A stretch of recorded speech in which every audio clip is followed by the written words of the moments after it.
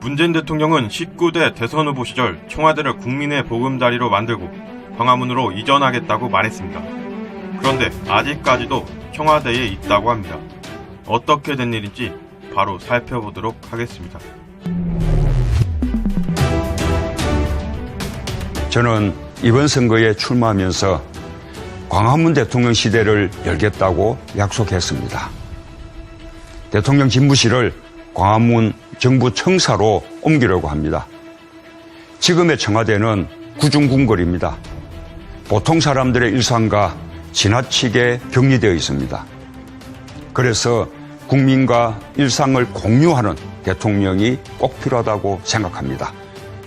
국민과 함께 출근하고 퇴근길에는 시장에 들러 소주 한 잔 나눌 수 있는 대통령 어떻습니까? 문재인 대통령님, 도대체 청와대 방은 언제 빼십니까? 참 지키지도 못할 공약이면 입으로 내뱉지 말아야죠. 표 좀 더 얻겠다고 그럴싸한 말로 포장하여 국민들을 상대로 거짓말치고 우습게 보는 거 아닙니까? 광화문 대통령은 함께 일하는 대통령입니다.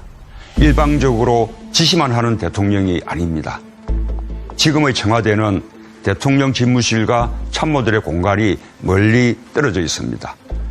대통령에게 보고를 하게 되기까지 적지 않은 시간과 절차를 거쳐야 합니다. 세월호 참사 당시 우리 국민들이 보았듯이 도대체 대통령이 그 긴박한 시간에 무엇을 하고 있었는지 알 수 없는 일까지 생기게 됩니다. 흥진호 납북 사건, 대한민국 국민이 북한에게 피랍되었는데도 며칠간 알지도 못한 채 야구장에서 쉬구나 하면서 치킨 뜯고 맥주 마시던 문재인 대통령. 대선 후보 때까지 세월호 리본을 달고서 당선되자마자 떼버리는 비인간적인 모습을 보였던 문재인 대통령은 결국 세월호와 유사한 영흥도 낚싯배 사망 사건이 터졌는데 오히려 세월호 때보다 더 미흡한 해경의 대처와 세월호 때와 별반 다를 것 없는 생존율을 보여주면서 문재인 당신은 지난 3년간 세월호를 가지고 단식하고 세월호 유가족을 만나고 정치적으로 이용했던 문재인 당신은 대통령이 되고 나서 정령하고 싶었던 일이 무엇인가요? 또한 문재인 본인은 대통령의 24시간을 투명하게 공개하겠습니다.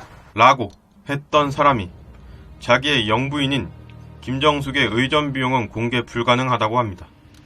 또한 임종성 대통령 비서실장 명예 특별시 사항에 따라 청와대 소속 거의 모든 직원들을 상대로 스마트폰 원격 통제 시스템을 의무적으로 설치하게 만들었습니다.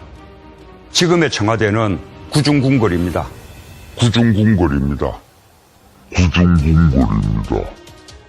문재인 대통령님, 누가 구중궁궐을 만드는지 모르겠습니다. 저를 지지하지 않았던 국민 한 분 한 분도 저의 국민이고 우리의 국민으로 섬기겠습니다. 저는 감히 약속드립니다. 이런 자세로 일을 하겠다던 문재인은 현재 국민들을 상대로 고소, 고발하고 있습니다. 국민들을 상대로 고소, 고발하는 대통령은 제가 알기로는 문재인 대통령이 처음이 아닐까 싶습니다.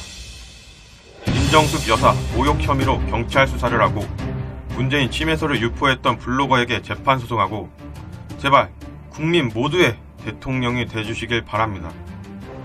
박근혜 정권일 때는 온갖 카더라 유언비어를 당한 거 모르십니까? 박근혜가 부정선거로 당선되었다. 비아그라를 통해 박근혜는 청와대에서 자신의 성적 욕구를 충족시키려 했다. 배국주사, 태반주사, 정유라가 박근혜 딸이었다. 정윤회와 미래했다. 세월호 사고 당일 성형시술을 했다. 최태민하고 박근혜와 서로 불건전한 관계였다. 박근혜가 세월호 사고로 죽은 아이들을 제물로 바쳤다. 태블릿 PC가 최순실 것이라며 결국에 이 문제 때문에 탄핵소추안까지 가결했는데 지금은 태블릿 PC가 최순실 것이 아니라고 밝혀졌습니다. 또한 위에 있는 선동이 거짓으로 밝혀졌습니다. 이래도 박근혜 대통령이 국민들을 상대로 고소하였습니까? 저를 지지하지 않았던 국민 한 분 한 분도 저의 국민이고 우리의 국민으로 섬기겠습니다. 저는 감히 약속드립니다.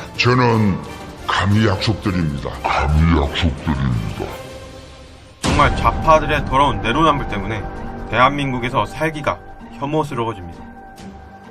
문재인 대통령님, 제발 국민 모두의 대통령이 돼주시고 권위와 불통의 상징인 청와대를 국민께 돌려드리고 청와대를 국민의 장소로 만들어 주신다고 했으니 빨리 방 빼주시고 저도 한번 청와대 좀 구경하고 문재인 대통령께서 친히 청와대를 국민의 휴식 공간으로 돌려드린다고 했으니 저도 청와대 가서 휴식 좀 취해봅시다.